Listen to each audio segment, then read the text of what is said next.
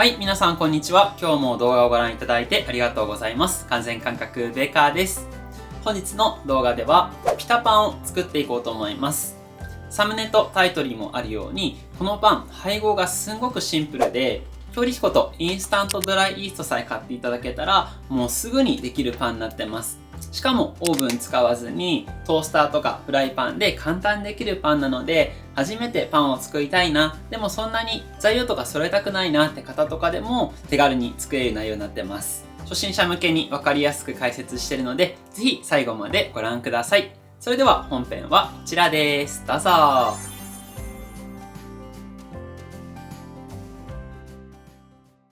い、それではね、本日のレシピはこんな感じになってます。今回のテーマは、イーストと小麦粉さえあれば簡単にできるっていうことをね、念頭に置いてるので、レシピはすんごいシンプルです。しかも、このピタパンの嬉しいところは、発酵がね、1回だけで終わるので、2時間かからないぐらいで、パンがね、焼き上げまで完成するっていうところですね。それでは、解説しながら生地を作っていきたいと思います。では、パン作りの基本の材料は、強力粉っていう小麦粉ですね。この強力粉はね、もちもちしたグルテンっていう成分が多いです。だからふっくら仕上がりますね。そしたら塩を入れていきます。これはどのパンにもね、絶対入るんですね。パンの味付けになります。さらにインスタントドライイーストです。これが入ることでパンが発酵しますね。初めてパンを作る方はおそらくこのね、イーストだけないと思うので、これはね、何の種類でもいいのでね、あればできます。そしたらじゃあお水を測りますね。パン作りには温度も大事になってくるんですね。温度が低いとイースト菌が発酵しにくかったりとか、生地のグルテンっていう成分がつながりにくかったりするので、だいたい生地完成するときに24度とか25度の状態が理想的ですね。冬場で気温が低い時とかは、このお水をね、温めて調節していきます。それでは粉にお水入れます。あとは油も加えていきますね。これが生地にしなやかさをもたらしてくれます。そしてね、油の粒が生地中にあると乾燥もね、防げるんですね。これを別にサラダ油でもオリーブオイルでもね、米油でも何でも OK です。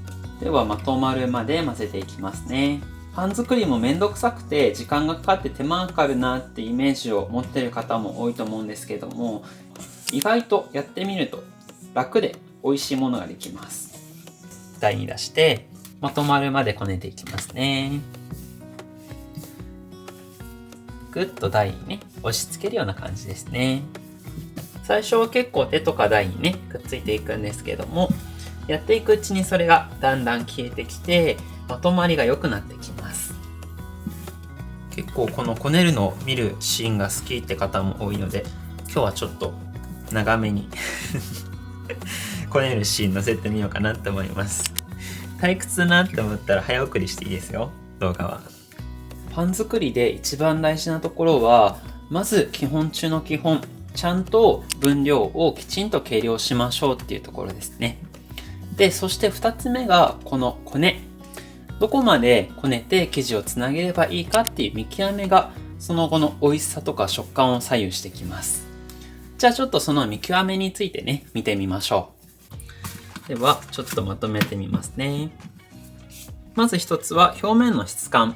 ちょっと今の段階で表面がまだボコボコしてますよね。そしてもう一個は伸ばした時の膜の張り方。今伸ばしてみても、こうね、表面がちょっと荒れてて、ムラがありますよね。膜の張り方に。すぐちぎれちゃう部分があったりとか、ちょっと色が濃くて分厚い部分があったりします。これがなるべく均一な状態で薄く貼ればね、理想的です。だからこの生地はまだこねなきゃダメです。だいぶベタベタ感がなくなって生地同士引き締まって硬さが出てきました。ここまで来たらこう無理にねピヨッと伸ばしてしまっても生地を荒らしてしまう一方なので、これは転がしながらね滑らかにつなげていきます。丸く整えたら手で覆ってコロコロコロコロコロコロ、右前左前交互にやるようにして、なるべく丸い形をキープした状態で転がしていきましょう。そうすると生地と台との間に摩擦が生まれて、それでつるっとつながってくるのでね。この転がしごねをやっていくうちに、生地のね、ちょっとパサついた部分がしっとりに変わってくるタイミングが来るんですね。そこまで来たら、こね上がりはもうだいぶ近いです。だから大事なのは、このね、手の触ってる感覚、生地と手の感覚で会話するようなイメージですね。この感覚がつかめるようになってきたら、パン作り楽しいなとか、生地の気持ちがわかるようになってきます。それではだいぶ生地の表面、滑らかでしっとりしてきました。ちょっとじゃあ目で見て判断してみましょう。はい、今生地の状態はこんな感じ。表面ちょっと滑らかさがあって、生地を伸ばしチェックしてみますね。この膜が均一に薄く貼れば OK ですね。そう、優しく伸ばしてあげて、さっきよりも薄くて均一に膜が張るようになりました。こんな感じですね。綺麗。指の反対側の色が透けて見えたら OK です。良さそうですね。では、ここまで来たら、生地は一番最初のボウルに戻して、乾燥しないようにラップしたら、大きさが一回り大きくなるまで発酵させていきますね。今の大きさはこんな感じ。これからね、またボワッと大きくなります。それではあったかいところで休ませていきましょう。行ってきます。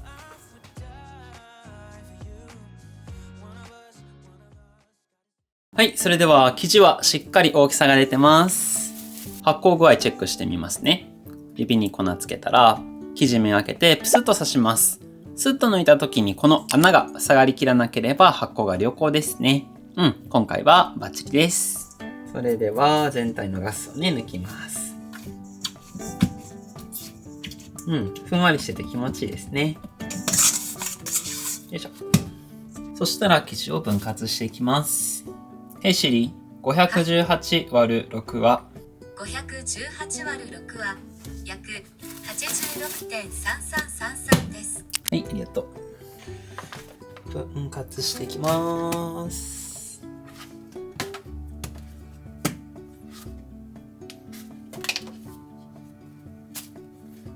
では、生地を丸く整えておきますね。表面がつるっと張るように。こうしておくとガスを溜め込みやすくなります。あとはこれからね、潰して丸い平べったい形にしていくんですけども、その形も作りやすくなるんですね。で、生地はこういう風に切ったり丸めたりすると引き締まっていくんですね。だからすぐこのまま広げようとしてもなかなかね、縮む力が強くて広がりません。この丸めた後にちょっと休ませる時間を置いとくと、そのね、引き締まりが緩んで伸びやすくなります。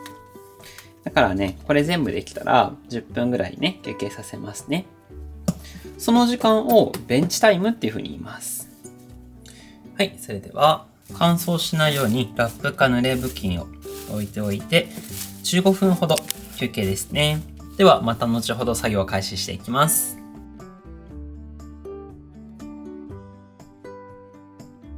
それでは休ませる時間が終わったので広げていきたいと思います。柔らかくなってるね。では軽くね、内子を表面につけたら閉じ目上にして広げていきます。なるべく丸い形をキープするようにね、やっていきましょ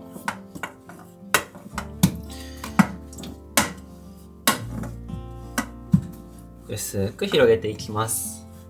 こういう風にして表面積を広げていくと、生地のね、上下が先に火が通って固まります。内側にまだ水分があって固まってない生地があると、そこの水分が水蒸気になる力で空洞ができます。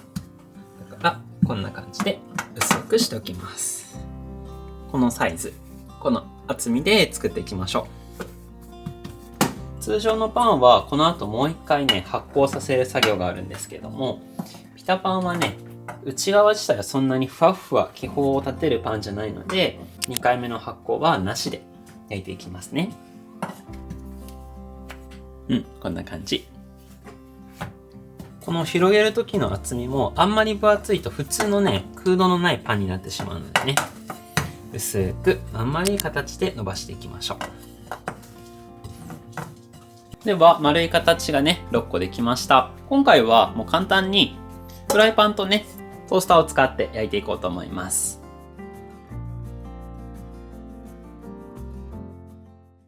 でではフライパン温めますね。おっと入れすぎ。ではこちらもしっかりフライパンが温まったら生地を入れていきます。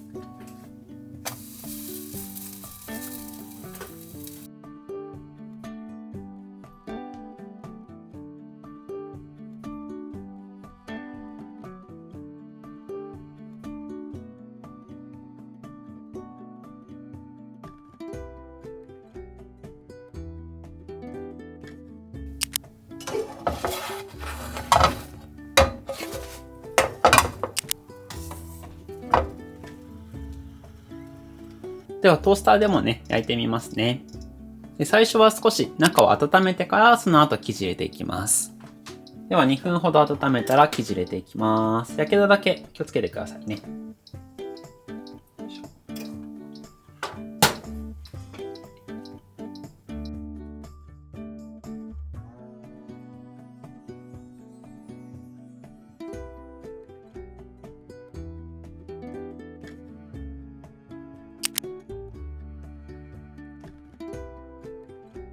では見てみましょう。膨らんでるね。こんな感じに焼き上がりました。ふっくら。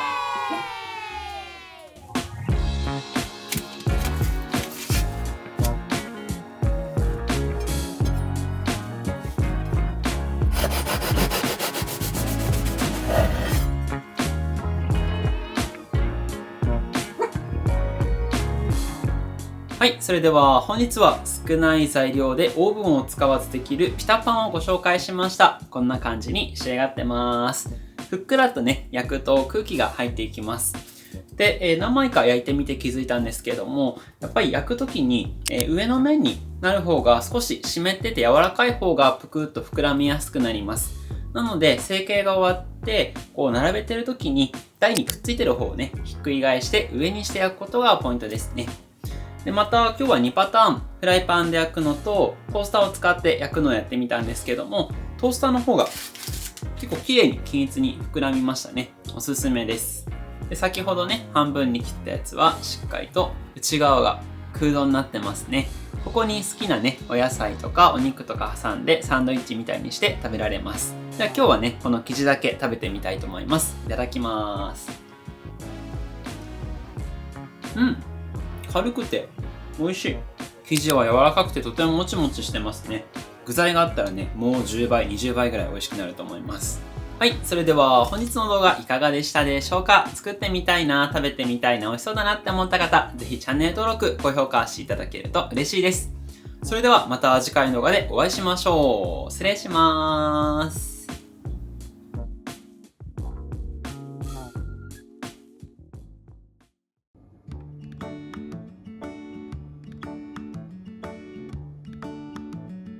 のあちゃん、灯油買ってこないとないや。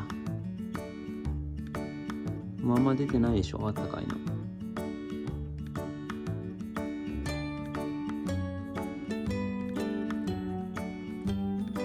ちょっと待っててじゃん。灯油ないから。悲しいの。